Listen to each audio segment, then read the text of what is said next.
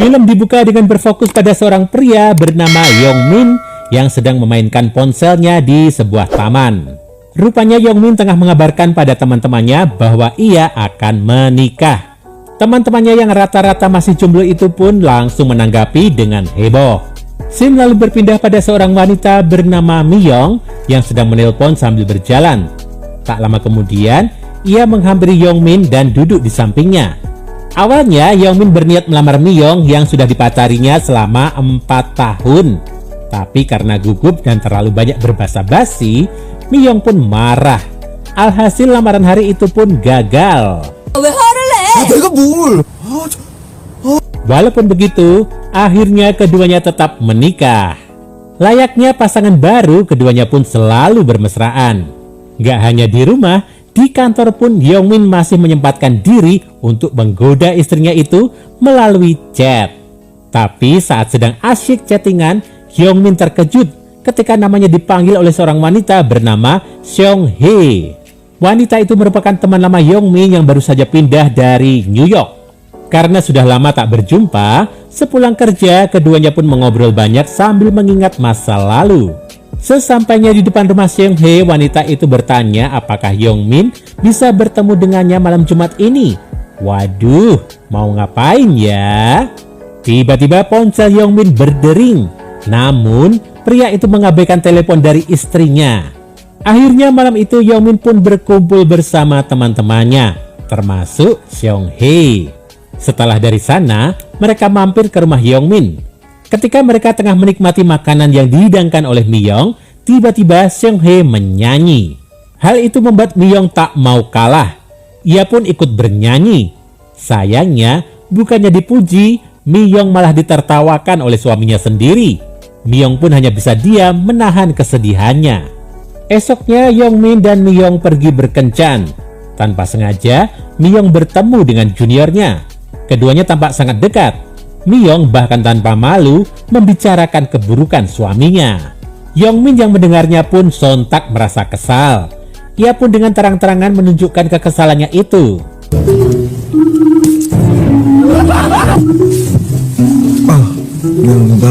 Hari demi hari pun berlalu. Cobaan pernikahan mulai dirasakan oleh Yongmin. Di kantornya, ia sering sekali tergoda untuk memandang teman-teman wanitanya yang berpakaian seksi. Tak sampai di situ, ketika berada di bus dalam perjalanan pulang, Yongmin mulai membayangkan Seong Hye sedang melakukan mantap-mantap dengannya. Dan tak disangka, ia malah bertemu dengan Seong Hye. Keduanya lantas mampir ke sebuah bar. Di sana, Seong Hye bercerita kalau dirinya sedang kesepian. Yongmin pun segera memanfaatkan situasi itu. Lelaki itu mulai memuji-muji Seong Hye hingga akhirnya mengajaknya ke sebuah hotel. Namun, ketika hendak bercocok tanam, Yongmin salah menyebut nama Seong Hye. Sebaliknya, ia malah menyebut nama istrinya. Hal itu tentu membuat Seong Hye merasa kesal dan memilih pergi. Dengan perasaan kecewa, Yongmin pun pulang. Tuh kan, serakah sih. Udah punya istri cantik kok masih nyari serabi lempit lain. Esoknya saat di kantor, Miyong bertemu dengan teman kuliahnya yang bernama Yo In Young. Wanita itu mendapat tugas untuk memberi kuliah khusus di kelas Miyong. Saat jam istirahat, keduanya tampak asyik mengobrol. Yo In memberitahu bahwa mantannya yang tak lain adalah cinta pertama Miyong akan menggelar sebuah konser musik. Yo In pun mengajak Miyong untuk datang ke konser pria bernama Sungwoo itu. Tapi Miyong mengatakan bahwa ia tak tertarik. Tapi namanya juga wanita, meskipun Miyong bilang tak tertarik, malamnya ia justru memesan tiket konser Sungwoo. Esoknya Miyong pun berangkat seorang diri ke konser itu. Saat konser selesai, Sungwoo tanpa sengaja melihat Miyong. Karena malu, Miyong langsung berlari. Ia bahkan menggunakan sebuah topeng boneka supaya tak ketahuan. Tapi Sungwoo ternyata masih bisa mengenalinya. Keduanya pun mengobrol banyak. Sungwoo sempat memuji Miyong yang masih terlihat sama. Sementara itu, Miyong bercerita bahwa dirinya sudah menikah. Di tengah pembicaraan, tiba-tiba saja Miyong mimisan. Dengan sigap, Sungwoo pun langsung membantunya. Perlakuan Sungwoo itu pun membuat Miyong kembali teringat pada masa lalunya. Dulu setiap kali Miyong mimisan, Sungwoo akan membelikannya kaos merah. tapi sungguh malah tak ingat akan hal itu. Setelah dari sana, Miyong bertemu dengan temannya yang bernama Eun Jung. Mereka berbincang banyak. Eun Jung juga bercerita kalau di masa lalu ketika Miyong mimisan, Yongmin akan membelikannya kaos merah. Mendengar hal itu, Miyong pun sedikit terkejut. Ia tak menyangka kalau yang membelikannya kaos merah adalah suaminya sendiri. Setelah mengetahui fakta itu, Miyong pun pulang dengan niat akan bermanja-manja pada suaminya. Sayangnya, sesampainya di rumah, keduanya malah terlibat pertengkaran karena masalah sepele. Bahkan, Miyong sampai mimisan lagi. Yongmin pun segera membantu Miyong membersihkan hidungnya. Ia juga menggendong istrinya ke kamar. Ketika Miyong sudah terlelap, Yongmin membuka laptop milik istrinya itu. Ia pun menemukan nama Sungwoo di riwayat pencarian. Karena kesal, malam itu Yongmin memilih berjalan-jalan. Ia pun bertemu dengan ibu pemilik kontrakan. Setelah berbasa-basi, Yongmin bertanya tentang apa arti cinta pertama bagi seorang wanita. Si ibu pun meyakinkan Yongmin bahwa cinta pertama akan kalah jika dibandingkan pria yang dicintainya saat ini. Mendengar kalimat itu, Yongmin pun pulang dengan perasaan lebih lega. Yongmin bertanya pada istrinya tentang cinta pertamanya.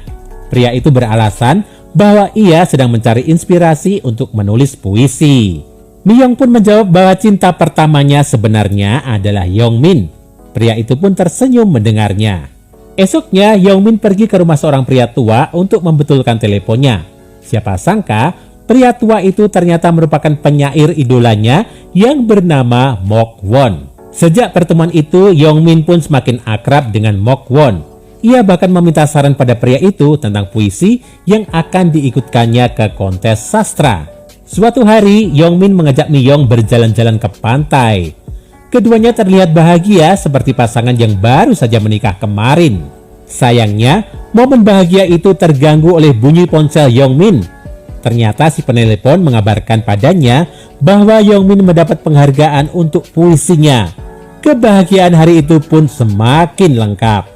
Keesokan harinya saat Yongmin sedang bekerja, ia menerima kabar bahwa idolanya Mok Won telah meninggal dunia. Kabar itu pun membuat Yongmin bersedih. Kesedihan itu terbawa hingga ke rumah. Yongmin bahkan memarahi Miyong yang terus bicara sehingga dirinya tak bisa menyelesaikan puisinya. Yongmin yang masih kesal lalu pergi untuk membeli rokok. Ia bahkan tak mendengar rintihan kesakitan istrinya. Karena Yongmin tak mempedulikannya, Miyong pun akhirnya menelepon ibunya. Singkat cerita, Miyong pun dibawa ke rumah sakit. Mendengar kabar bahwa istrinya menderita tumor jinak di rahimnya, Yongmin pun merasa sangat bersalah. Setelah Miyong menjalani pemeriksaan, Yongmin masuk ke ruangannya. Saat itu Miyong menyuruh Yongmin untuk mengurus puisinya saja. Ia juga mengatakan bahwa ia ingin bercerai. Yongmin pun hanya bisa pasrah. Ketika sedang bekerja di rumah tanpa sadar, Yongmin memanggil nama Miyong. Ia pun kembali teringat dengan masa-masa bahagianya dengan istrinya itu. Ia juga teringat dengan kutipan Mok Won. Saat itu, idolanya itu berkata, "Jangan biarkan puisi merenggut hal berharga dari hidupmu." Malam itu, Yongmin pun bergegas ke rumah sakit untuk menemani istrinya. Ternyata, Miyong juga sedang memikirkannya. Hubungan keduanya pun mulai membaik. Yongmin juga kembali mengungkapkan rasa cintanya pada istrinya itu. Beberapa tahun kemudian, kebahagiaan keduanya terasa semakin lengkap dengan hadirnya si buah hati. Dan film pun berakhir.